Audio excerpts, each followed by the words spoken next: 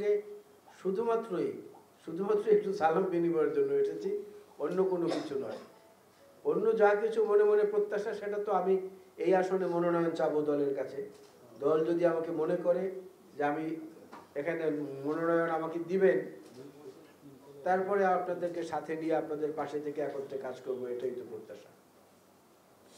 আর একটা জিনিস আমি বলতে চাই, সেটা হচ্ছে যে বরিশালে আমি যখন আসি, আপনারা কেউ বললে কি বলবেন জানি না, মনে করবেন যে আলাল বোধহয় টকশোর কথা বলছে। আসলে টকশোর কথা না। বরিশালে আসলে পরে আমার ক্ষুধা বেড়ে যায়, আমার ঘুম বেড়ে যায়। অবাক করা কাণ্ড, কাউকে বুঝাতে পারবো না। এটা কি মনস্তাত্ত্বিক নাকি পলিউশন কম এই জন্যে, কোনটা কারণ এটা আমি বুঝতে পারি না ঠিক। সত্যি সত্যি আমার ক্ষুধা এবং ঘুম বেড়ে যায়। এবং আমি কি কি জিনিস খাবার পছন্দ করি, শহীদুল্লাহ সাহেব ওগুলো ঘরে এনে আগে রেডি করে রাখেন। আর যতদিন বরিশালে থাকি ততদিন আমি কিংবা আমার স্ত্রীর রান্না করা লাগে না, আমার বড় ভাবি রান্না করে আগাম পাঠিয়ে দেন। সকালের নাস্তা, দুপুরের খাবার, রাতের খাবার। তো পারিবারিক শিক্ষাটা তো আমরা এইভাবে পেয়েছি। সেই ক্ষেত্রে বৃহত্তর পরিবার তো আমরা বাংলাদেশের যারা আছি সবাই আমরা একটা বৃহত্তর পরিবারেরই অংশ। দেশের ভালো চায় না এমন কোনো মানুষ, রাজনীতিবিদ হোক, সংবাদ মাধ্যম হোক, সংবাদকর্মী হোক, এমন কোনো মানুষ নেই। তবে এইখানে আমার নিজস্ব একটা চিন্তা আছে। আমি মনে করি সংবাদ মাধ্যম সবসময় গণমাধ্যম হয়ে উঠতে পারে না। গণমাধ্যম কিন্তু সংবাদ মাধ্যমও থাকে, আবার গণমাধ্যমের চরিত্রও তার মধ্যে থাকে। আমরা দেখেছি অনেক বরেণ্য প্রসিদ্ধ সাংবাদিকদেরকে যে পতিত সরকারের প্রধানমন্ত্রীর ওখানে গিয়ে বলেছেন প্রশ্ন করতে আসেনি, প্রশংসা করতে এসেছি। তারা গণমাধ্যম কর্মী কিনা এটা নিয়ে কিন্তু প্রশ্ন থেকে যায়। আবার যারা মানুষের মাঝে থেকে মানুষের কণ্ঠের সঙ্গে কণ্ঠ মিলাতে চেয়েছেন, তারা সংবাদ মাধ্যমেরও কর্মী, আবার গণমাধ্যমেরও কর্মী। পরিণতি সবার কাছে সবার বেলায় সমানভাবে হয়তো পৌঁছতে পারেনি, কিন্তু এটা ঠিক, মানুষ মন থেকে যাকে ঘৃণা করে তার সঙ্গে কিন্তু শুধু লৌকিকতার সম্পর্ক থাকে। আর হৃদয় উচ্চারিত যে ভালোবাসা, সেটা যার বেলায় পর্যন্ত, তার সঙ্গে সম্পর্কটা লৌকিকতার না, তার সঙ্গে সম্পর্কটা হচ্ছে আত্মার। এই জন্য আমি প্রায় সময় বলি, রক্তের সম্পর্কের কোন আত্মীয় না, আত্মার সম্পর্ক যার সাথে সে হচ্ছে আত্মীয়। সেই দিক থেকে আমি মনে করি যে আপনারা আমার আত্মার আত্মীয়। আমি মতভিন্নতা পছন্দ করি, মতদ্বৈধতা পছন্দ করি, মতবিরোধ পছন্দ করি। এগুলো যদি না থাকে, সেই সমাজটা একটা মরা সমাজ, মৃত সমাজ। কবরস্থানে যেমন কেউ কথা বলতে পারে না, কবরস্থান হয়তো, কবরস্থানের বাসিন্দা হয়তো আমরা জীবিত মানুষরা থাকতে পারবো না। এখানে মতবিরোধ থাকবে, এটাই স্বাভাবিক। মতবিরোধটাই তো গণতন্ত্রের সৌন্দর্য। মতবিরোধ না থাকলে তো গণতন্ত্রের সৌন্দর্য থাকতো না। আপনারা জানলে অবাক হবেন যে ঐক্যমত কমিশনে আমাদের যে প্রতিনিধিরা গিয়েছে, বিশেষ করে সালাউদ্দিন সাহেব আমাদের স্থায়ী কমিটির সদস্য, এবং ইসমাইল জবিউল্লাহ, দুজনকে আমি বলে দিয়েছিলাম যে আপনারা জাতীয় ঐক্যমত কমিশনে একটা প্রস্তাবনা দেন যে রাজনীতিবিদ নির্বাচিত হওয়ার পরে জনগণের সঙ্গে গণবিরোধী কর্মকাণ্ডে লিপ্ত হবে, জনগণের বিপক্ষে দাঁড়িয়ে, তার জন্য এমন একটা ভোটের ব্যবস্থা করা হোক যে ওই রাজনীতিবিদ কমপক্ষে 10 বছর রাজনীতি থেকে তাকে নিষিদ্ধ করতে হবে। প্রাচীন গ্রিসে এই পদ্ধতিটি ছিল। যখন সিটি বেসড ডেমোক্রেসিটা ছিল, সেখানে এরকম ছিল যে কোনো অপছন্দের রাজনীতিবিদকে ওই সিটির নাগরিকরা ভোট দিয়ে 10 বছরের জন্য নির্বাসনে পাঠাতে পারতেন। আমি তো এরকম একটা ব্যবস্থা করেন, তাহলে বাংলাদেশে রাজনীতিবিদ আমরা যারা আছি, আমাদের মধ্যে যারা আমাদের মতো যারা খারাপ, তারা হয়তো একটু সংশোধিত হওয়ার একটা সুযোগ পাবেন। জানি না এখন সেই প্রস্তাবনা ঐক্যমত কমিশনে আসবে কিনা, তবে এটা আমার একান্তই নিজস্ব চিন্তা। আর যেটা, সেটা হচ্ছে যে আপনাদের এইখানকার যে স্থাপনা, এটা তো আমাদের বহু আগে থেকে পরিচিত, বহু আগে থেকে এখানে আমরা জড়িত, বিভিন্ন সময় থেকে। যখন এখানে এরশাদ বিরোধী আন্দোলনের সময় আমরা তো দৌড়ে এসে প্রেস ক্লাবের মধ্যেই ঢুকতাম, যখন হামলা হতো বিভিন্ন সময়, সেই থেকে তো প্রেস ক্লাবের সঙ্গে একটা সম্পর্ক অবিচ্ছেদ্য। হয়তো নিয়মিত সেইভাবে সংযোগটা হয়নি, কিন্তু নিয়মিতই ছিল, এখনো আছে। আর আমি যখনই সুযোগ পাই, একটু আগেও আমি আনিসুর রহমান স্বপনের সঙ্গে কথা বলেছি, আমার বন্ধু মানুষ, আমরা একই ব্যাচে, তাকে বলেছি যে তোমার ওখানেও তো একদিন আমার একটু আসতে ইচ্ছা করে। তো সেও আমাকে বলছে যে ঠিক আছে, রিপোর্টার্স ইউনিটিতে তো তোমার সঙ্গে একটা বসার ব্যবস্থা আমরা করছি। তো আমি আসলে কি বলবো, আজকে এখানে এইভাবে বক্তব্য দেওয়ার জন্য আসি নাই, মূলত এসেছি সবার সঙ্গে কথা বলার জন্যে, দেখা করার জন্য। চুন্নু ভাইয়ের সঙ্গে তো কালকে দেখা হয়েছে, হ্যাঁ, বার লাইব্রেরিতে গিয়েছিলাম, তখন আমার পুরনো পেশার জায়গা, যেখানে গিয়েছিলাম কালকে অনেকদিন পরে, বেশ ভালো লেগেছে, অনেক কি পেয়েছি, দেখা হয়েছে, কথা হয়েছে। বরিশালের জাতীয় সমস্যা যেটা আমি সবচেয়ে যেটা মনে করি, তার মধ্যে আমার দৃষ্টিতে 1 নম্বর হলো বরিশাল মেডিকেল কলেজ। আমাদের খুব কষ্ট লাগে, একদম ছোট আমরা তখন ক্লাস 2-3-তে পড়ি, তখন দেখেছি ওই মেডিকেল কলেজের কাজ হচ্ছে 1962 সালে। আজকে এই হাসপাতালটাতে চিকিৎসা দরকার সবার আগে, এই ব্যাপারটা একটু আপনাদের লেখনী জোরদার করা উচিত।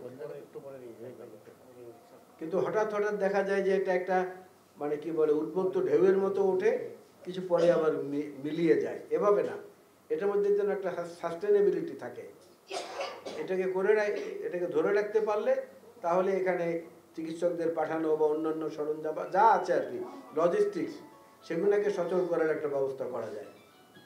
দ্বিতীয় হচ্ছে যে ভাঙার পর থেকে এই অঞ্চল পর্যন্ত, যেটা একদম কুয়াকাটা পর্যন্ত, এই সড়কটাকে প্রশস্ত করা, এই দাবিটাও আপনাদের অনবরত করা উচিত বলে আমি মনে করি। আর এই বৃষ্টির পরে যে অবস্থাটা হয়েছে, এই বৃষ্টির পরে রাস্তার অবস্থাটা যে এত বেশি খারাপ হয়েছে, এটার অনেকগুলো কারণের মধ্যে একটা কারণ যেটা আমরা পেয়েছি আমাদের রাজনৈতিক অনুসন্ধানে, সেটা হচ্ছে যে বিটুমিনটা রাস্তার উপরে দেয়া হয়, এই বিটুমিনটা আগে বিদেশ থেকে আসতো বিভিন্ন সময়, পরবর্তীতে এই বিটুমিনের পুরো এজেন্সিটা নিয়ে গিয়েছিল বসুন্ধরা গ্রুপ, তাকে দেয়া হয়েছিল, সন্তুষ্ট হয়ে তাকেই একচ্ছত্র দেওয়া হয়েছিল। বসুন্ধরা গ্রুপ এই বিটুমিনটা দেশেই তৈরি করতে, যে কারণে অন্য বাইরের উন্নত বিটুমিনের যে প্রতিরোধী ক্ষমতা ছিল, এই বিটুমিনে সেইটা নাই, যে কারণে অল্প বৃষ্টিতেই রাস্তার অবস্থা খারাপ হয়ে যায়। তো সেই অবস্থাটারও পরিবর্তন করা দরকার, এটাও আপনারা আপনাদের অনুসন্ধানের মাধ্যমে যদি পেয়ে যান, এটার ব্যাপারেও লেখা উচিত। তৃতীয় হচ্ছে, আমরা একটা ঐতিহাসিক বিপ্লবের অংশ, কিন্তু আমাদের বরিশালের এই প্রজন্মের, আমাদের পরবর্তী প্রজন্মের অনেকে এটা জানেন না। 1969 সনে এই স্বরূপকাঠির পেয়ারা বাগান যেটা, এইখানে কিন্তু ইঞ্জিনিয়ার সিরাজ শিকদার, তিনি প্রথম সশস্ত্র মুক্তিযুদ্ধের ট্রেনিং শুরু করেছিলেন,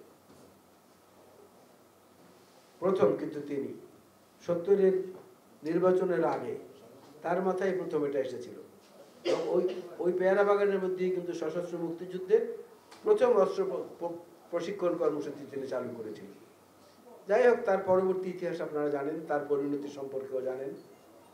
এই জায়গাটাকে একটা ঐতিহাসিক স্থানে রূপান্তর করা উচিত বলে আমি মনে করি, যতটা না পর্যটনের দিক থেকে, একই সঙ্গে ঐতিহাসিক দিক থেকে। আমি সৈয়দ মোয়াজ্জেম হোসেন আলাল, আপনারা জানেন, বরিশালের এই অঞ্চলে প্রথম মুক্তিযুদ্ধের 9ম সেক্টরের কমান্ডার মেজর জলিল এবং বীরশ্রেষ্ঠ মহিউদ্দিন জাহাঙ্গীরের নামে 2টো সেতুর নামকরণ করেছিলাম। প্রথম দেশনেত্রী বেগম খালেদা জিয়াকে দিয়ে উদ্বোধন করিয়ে, এবং সেটাকে যেদিন উদ্বোধন হয়েছে ঠিক তার পর দিনই আবার গেজেট নোটিফিকেশন করে ওই নামটা স্থায়ী করে দিয়েছি, যাতে পরবর্তীতে আমাদের মতো কেউ এসে বাবার নামে, দাদার নামে, স্ত্রীর নামে না করতে পারে। ওইটা কিন্তু প্রথম এই অঞ্চলে সম্মানিত মুক্তিযোদ্ধাদের নামে কোনো 2টি স্থাপনা, এবং সেখানে দেখবেন আপনারা আমি সেই যে এপিটাফ যেটা করে দিয়েছি, আবক্ষ মূর্তি মহিউদ্দিন জাহাঙ্গীর সাহেবের এবং মেজর জলিল সাহেবের, এখনো সেইভাবেই আছে, একটা পাথরও ওখান থেকে নড়ে নাই। মহিউদ্দিন জাহাঙ্গীরের বাড়ির যে জাদুঘর, সেটাও মুক্তিযোদ্ধা মন্ত্রণালয় থেকে ওই সময় প্রথম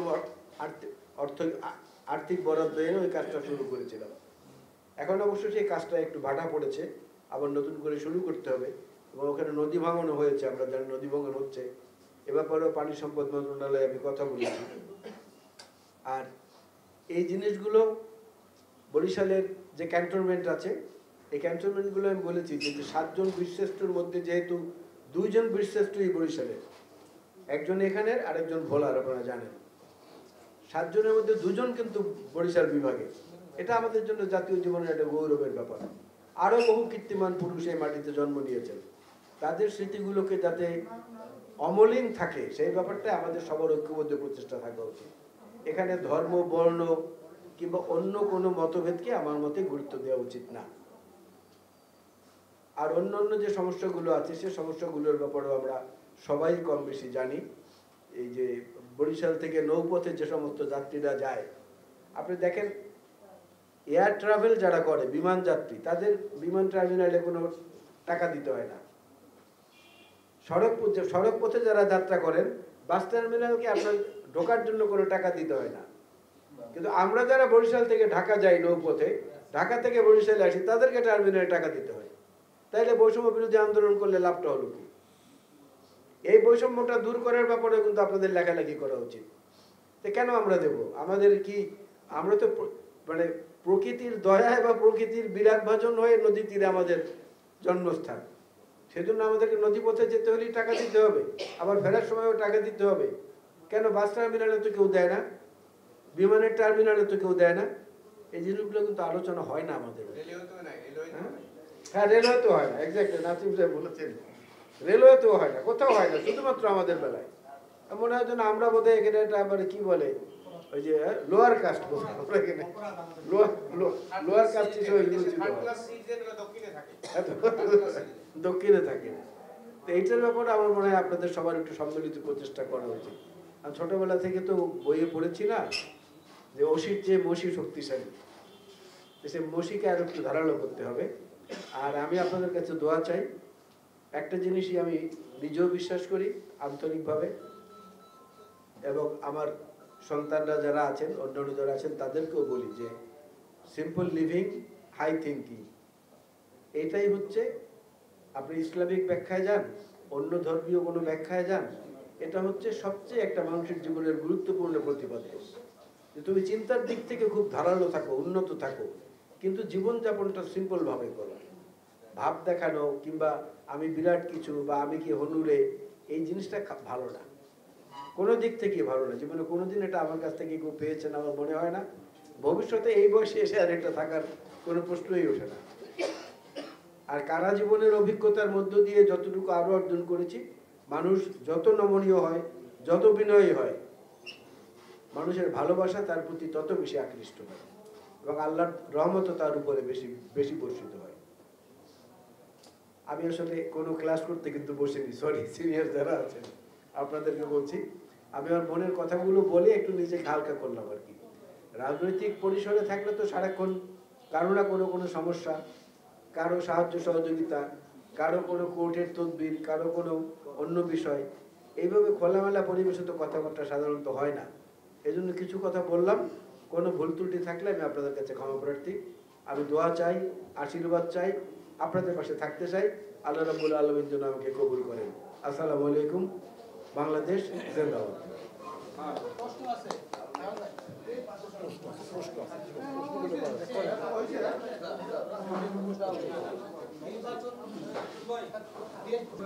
আপনাকে ধন্যবাদ, খুবই প্রাসঙ্গিক এবং গুরুত্বপূর্ণ প্রশ্ন। আমি যেটা মনে করি, পিয়ার পদ্ধতির কথা যারা বলছেন তারাই কিন্তু এখন পর্যন্ত 300 আসনে আবার একই সঙ্গে তাদের প্রার্থিতাও ঘোষণা করেছেন। এখন কোনটা যে সত্যি এটা আমি বলতে পারবো না, ওটা তারাই ভালো বলতে পারবেন যে দুটো সাংঘর্ষিক ব্যাপার একত্র হয় কি করে। পিয়ার পদ্ধতি যদি হয় তাহলে তো প্রার্থিতা ঘোষণার প্রয়োজনই নাই, কিন্তু 300 আসনেই প্রার্থিতা ঘোষণা হয়ে গেছে। আর এই যে তরুণ যে বন্ধুরা যারা যেটা বলছেন যে নির্বাচন হতে দেওয়া হবে না বা কিছু করা হবে না, এগুলো তারা বলছেন তাদের বয়স, তাদের আবেগ এবং তাদের অপরিপক্কতার কারণে। কারণ যেখানে বাংলাদেশের বহু মানুষ আমরা এখন আপনাদের কল্যাণেই দেখতে পাই অনাহারে মৃত্যুবরণ করছে।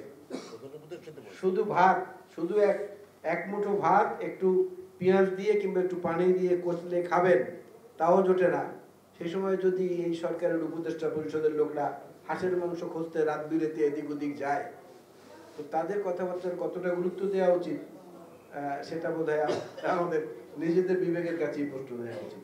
এগুলো শুধুমাত্র একটা পরিস্থিতি জিয়ে রেখে নিজেদের যে উদ্দেশ্য সেইটাকে আদায় করে নেওয়ার জন্যই বোধহয় এসব কথাবার্তা হচ্ছে। তবে আমরা মনে করি যে ভবিষ্যতে তো বাংলাদেশের নেতৃত্বে ওই বয়সী তরুণ যুবকরাই আসবেন, সুতরাং তাদের আগে থেকেই যারা অভিজ্ঞ, যারা বয়স্ক, যারা সৎ দেশপ্রেমিক, তাদের কাছ থেকে শিখে তারপরে আচার আচরণ এবং কথাবার্তা সংযত হওয়া ভালো। সেটা গণতন্ত্র বিকাশের পথে সহায়ক হবে। আমরা আশা করছি ফেব্রুয়ারিতে হবে নির্বাচন, এবং আমরা চাই যে নির্বাচনটা ফেব্রুয়ারিতে হোক। কারণ দেখবেন এই কি বলে একটা অ্যাকাউন্টেবল গভর্নমেন্ট, জনগণের কাছে যাদের জবাবদিহিতা আছে তারা না থাকার, সেই অ্যাকাউন্টেবল গভর্নমেন্টটা না থাকার কারণে দেশি বিনিয়োগ পর্যন্ত হচ্ছে না। আমি কতগুলো বড় বড় গ্রুপ অফ কোম্পানিদের লিগ্যাল অ্যাডভাইজার হিসেবে কাজ করছি ঢাকায়। সেখানে আমি দেখেছি তারা আমাদের যে স্থানীয় যারা বড় বড় শিল্প গোষ্ঠী, তারা পর্যন্ত নতুন কোনো বিনিয়োগে যাচ্ছেন না।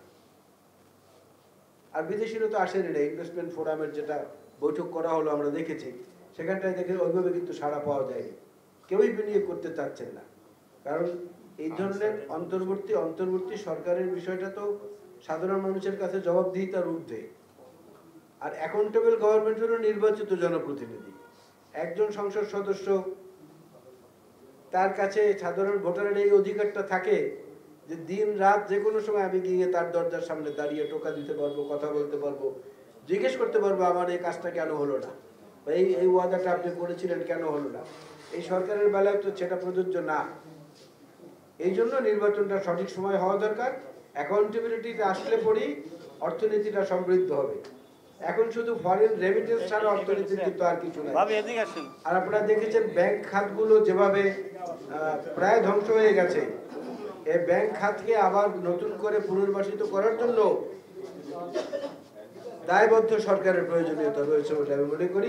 সেদিক থেকে মনে করি নির্বাচনটা ফেব্রুয়ারিতে হবে। প্রশ্নের তো দুটো ভাগ। একটা হচ্ছে তারেক রহমান সাহেব কবে আসবেন। তারেক রহমান সাহেবের একটি মামলার, যেটা অত্যন্ত স্পর্শকাতর একটি মামলা, সেটার অ্যাপিলেট ডিভিশনে শুনানি চলছে। গতকালকেও শুনানি ছিল, একদিন বা দুদিন আগেও শুনানি ছিল। এই মামলাটির রায় ঘোষণার পরে যদি উনি খালাস পেয়ে যান, তাহলে উনি মামলার সমস্ত মামলা থেকে মুক্ত হয়ে গেলেন। তারপর পরে উনি আসবেন, এমনটাই আমাদের ধারণা দিয়েছে।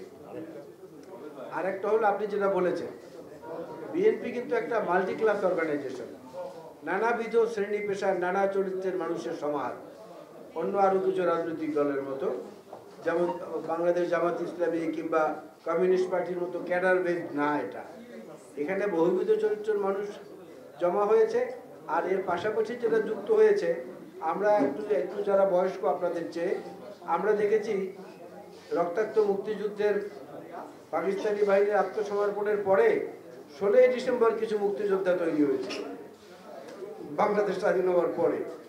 তারা কিন্তু মুক্তিযুদ্ধের সার্টিফিকেট নিয়েছে, এবং এখন পর্যন্ত তাদের মধ্যে অনেকেই আবার সেই রাষ্ট্রীয় সুযোগ সুবিধাও নিচ্ছে। 16 ডিভিশন যেটাকে এক কথায় বলা হতো, ওই রকম কিছু নতুন বিএনপিও কিন্তু জন্ম নিয়েছে। আর এর সঙ্গে আমাদের পুরনোরা যে একদম নেই তা না, আছে। কিন্তু তাদের বিরুদ্ধে আমাদের সাংগঠনিক ব্যবস্থাগুলো নিচ্ছি। কয়েক হাজার ইতিমধ্যে বহিষ্কৃত হয়েছে, তার মধ্যে আজীবন বহিষ্কারও আছে। আমাদের সর্বোচ্চ নীতি নির্ধারণী ফোরাম, জাতীয় স্থায়ী কমিটির নেতার বিরুদ্ধেও কারণ দর্শাও নোটিশ দেওয়া হয়েছে। বরিশালেও আছে, আপনারা জানেন। এমনকি যৌথ বাহিনীর অভিযানে আমাদের যুবদলের একটি জেলার সাধারণ সম্পাদক ঘটনাস্থলে নিহত হয়েছেন। আমরা কিন্তু একটা প্রতিবাদপত্র পাঠাই নিয়ে করছি। এবং গাজীপুরে এখন পর্যন্ত, গতকালকে পর্যন্ত তিনজনকে আমরা নিজেরা ধরে তারপরে পুলিশের হাতে সমর্থ করেছি। আপনি যেটা বললেন, এই ধরনের ছোটখাটো অনৈতিক কর্মকাণ্ডের জন্য এখন আমরা তো ব্যবস্থা নিচ্ছি। তারপরেও সাধারণ মানুষ যে এটা অসন্তুষ্ট হচ্ছে না, এমনটা দাবি করা ঠিক না। অসন্তুষ্ট তো নিশ্চয়ই হচ্ছে। তারা যদি আবার আমাদের নেতৃত্বদের কর্মকাণ্ডের বিষয়গুলো বিশ্লেষণ করেন, তাহলে হয়তো একটু সেখানে আবার একটু সান্ত্বনা হয়তো পাবেন। আমি একটু কথা বলি আরো ভাই।